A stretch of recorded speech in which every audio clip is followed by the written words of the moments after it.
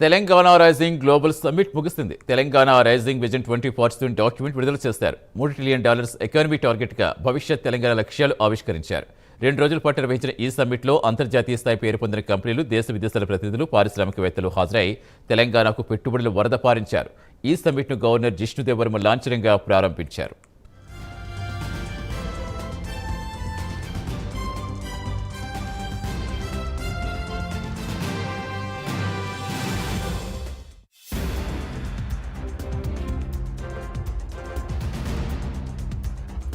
Future city వేదిక వివిధ రంగాలపై చర్చలు జరిగాయి. తెలంగాణలో పెట్టుబడులపై పారిశ్రామికవేత్తలతో సీఎం చర్చించారు. ఈ సమ్మిట్లో 5,75,000 కోట్ల పెట్టుబడులపై ఒప్పందాలు జరిగాయి. విద్య, వైద్యం, విద్యుత్, ఆటోమొబైల్, టెక్స్టైల్స్, ఏరోస్పేస్, రక్షణ రంగంతో పాటు ఐటీ రంగ అభివృద్ధిపై ప్రధానంగా చర్చలు జరిగాయి. టాలీవుడ్, బాలీవుడ్ సినీ ప్రముఖులు సమ్మిట్కు హాజరయ్యారు. రిలయన్స్ అధినేత ముఖేష్ అంబానీ నేతృత్వంలో వంతారా బృందం కీలక ఎంఓయూ కుదుర్చుకుంది. ఫ్యూచర్ సిటీలో జూ పార్క్ ఏర్పాటుకు డీల్ కుదుర్చుకుంది. ఈ సమ్మిట్లో మై హోమ్ పవర్ సంస్థ 7,000 కోట్ల పెట్టుబడులు పెట్టేందుకు రాష్ట్ర ప్రభుత్వంతో ఒప్పందం చేసుకుంది. దీనివల్ల 12,500 మందికి ఉపాధి అవకాశాలు లభించనున్నాయి.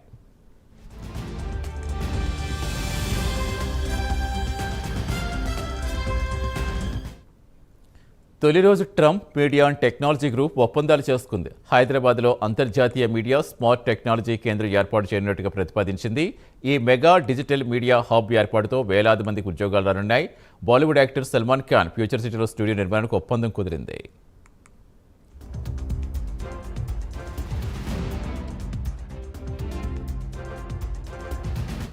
గ్లోబల్ సమ్మిట్లో రోబోలు స్వాగతం పలకటం, చివరిలో డాక్యుమెంట్ అందించడం అందరినీ ఆకట్టుకుంది. ఎక్స్పాన్ పేరుతో హల్చల్ చేసిన రోబోతో ఫోటోలు దిగేందుకు అతిథులు ఆసక్తి చూపారు. ఇక సినీ మ్యూజిక్ డైరెక్టర్ కీరవాణి సంగీత విభావరి అందరిలో జోష్ నింపింది. తెలంగాణ సాంప్రదాయ నృత్యాలు అబ్బురపరిచాయి. సమ్మిట్ ముగింపు వేడుకలు అట్టహాసంగా జరిగాయి. ఈ వేడుకలకు మెగాస్టార్ చిరంజీవి, ఆనంద్ మహేంద్ర వంటి దిగ్గజాలు హాజరయ్యారు. ఈ సందర్భంగా ఒకేసారి 3,000 డ్రోన్లతో Telangana rising come and rise అక్షరాలతో ప్రదర్శించారు. దీంతో తెలంగాణ గిన్నీస్ బుక్ రికార్డుకు ఎక్కింది. తెలంగాణ రైజింగ్ గ్లోబల్ సమ్మిట్లో 2 ఏళ్ల తెలంగాణ ప్రజాపాలన విజయాలు, పెట్టుబడులు, ఒప్పందాలతో ప్రభుత్వంలో జోష్ పెరిగింది.